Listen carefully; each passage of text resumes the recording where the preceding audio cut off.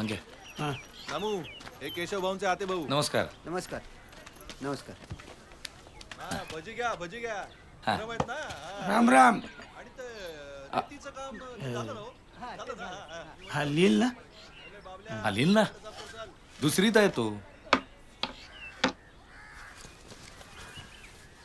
आ, हा गजा थांब थांब. आणि बाळा कुणाला काही सांगायचं नाही. कुणी काय बी विचारते बोलायचं नाही. तुला खाऊ देईन. लाडू खाणार लाडू. हा ओ दादा 5 लाडू द्या. देतो. 5 हा सांगा.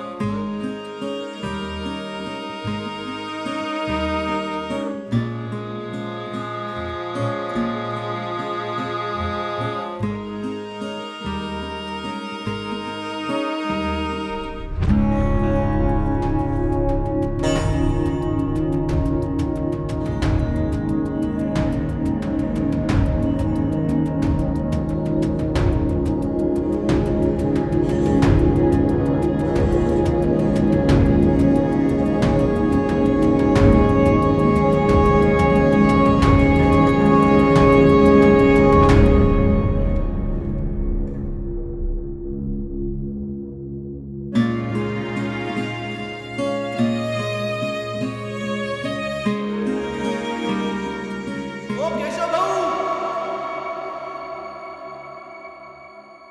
तुमची सायकल.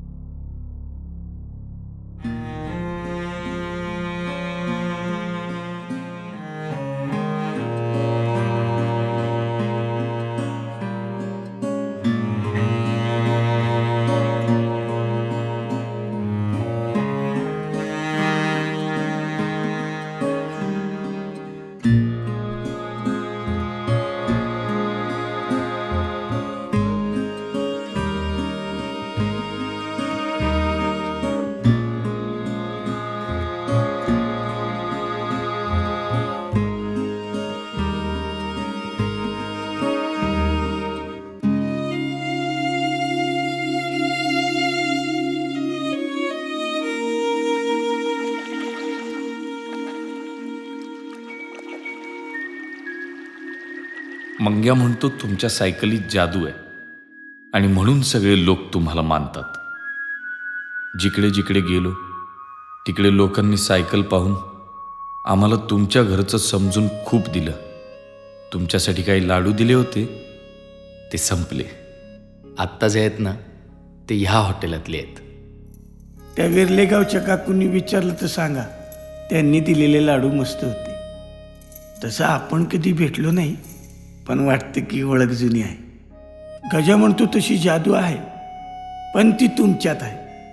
माहिती आहे ना तुम्हाला. आता तुम्ही भविष्य सांगता म्हणजे माहितीच असेल तुम्हाला नाही का.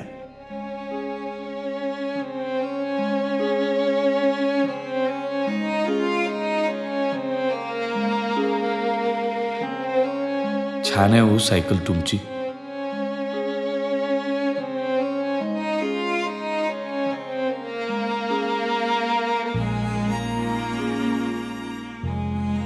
सगळीकडे आम्ही विठ्ठल आणि तुकाराम तुमचे आत्तेभाऊ म्हणून फिरलो.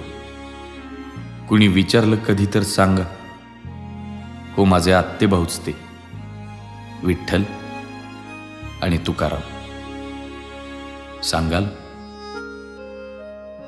राम राम.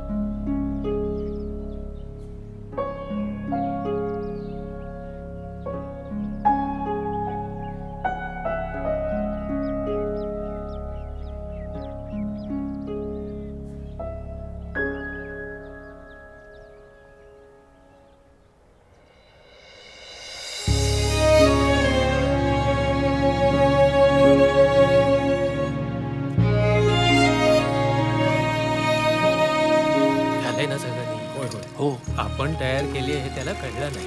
अजिबात कळणार नाही. केशवाला? अरे केशा, बनूताई, दादा आले गो. केशा आला. केशवा, दादा केशवा,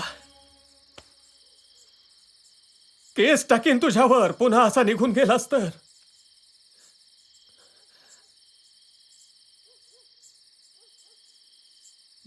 बापू आले होते रे स्वप्ना. म्हणाले अप्पा वेशीबाहेर दक्षिणेला 50 पावलं चालत जा, सापडेल तुला केशवाची सायकल. हो, म्हणून मग आम्ही धावत पळत सगळेजण तिकडे. वाटलं माझ्याही वस्तू सापडतात की काय, पण नाही सापडल्या. फक्त सायकल सापडली. हो, रामेश्वराची कृपा. सायकल सापडली. हो, केशवाची सायकल काय अशी जाणार आहे काय? अगदी खरंय. नाहीतर काय नशीब आहे केशाचं नशीब. नशीब म्हणजे काय, आमच्या बापूनी सांगितलं होतं केशवच सांभाळणार ही सायकल. होय होय, हो, आपली वस्तू मिळणार नाही कशी. बापूंचेच आशीर्वाद. खरंय खरंय. अख्खं गाव शोधत होतं सायकल. अख्खा गाव अस्वस्थ.